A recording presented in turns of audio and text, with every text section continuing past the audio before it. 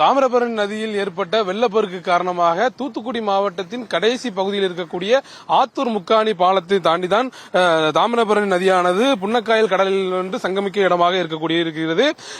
தொடர்ச்சியாக பெய்த கனமழை காரணமாக தாமிரபரணி நதியில் ஏற்பட்ட வெள்ளப்பெருக்கு காரணமாக ஆத்தூர் முக்காணி பாலத்தின் சிறிய பாலத்தின் மீது ஏறி வெள்ளமானது தாண்டி சென்றது. இந்த நிலையில வந்து தூத்துக்குடி திருச்செந்தூர் பிரதான சாலையானது போக்குவரத்து 3 நாட்களாக நிறுத்தி வைக்கப்பட்டிருந்தது. இந்த நிலையில் தாமிரபரணி நதியின் வெள்ளப்பெருக்கு குறைந்தது காரணமாக திருச்செந்தூர் தூத்துக்குடி பிரதான சாலை மீண்டும் தொடங்கி இருக்கிறது.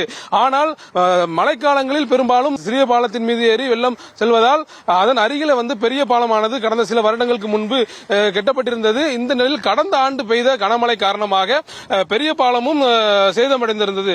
ஒரு ஆண்டு காலமாக பெரிய பாலம் சீரமைக்கப்படாததால் மக்கள் பெரும் அவதிக்குள்ளாகின்றனர். விரைந்து பெரிய பாலத்தை சீரமைத்து மக்கள் பயன்பாட்டுக்கு தர வேண்டும் என வாகன ஓட்டிகளும் பொதுமக்களும் கோரிக்கை விடுத்துள்ளனர்.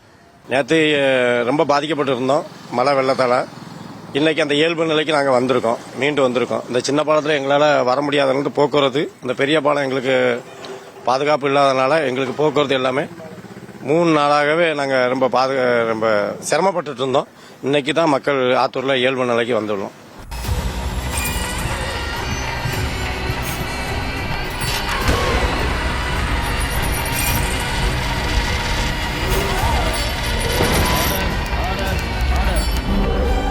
நிகழ்தகவு குற்றங்களின் மறுபரிமாணம் நாள்தோறும் இரவு 10 மணிக்கு இணைந்திருங்கள் நமது நியூஸ் தமிழ் தொலைக்காட்சியோடு.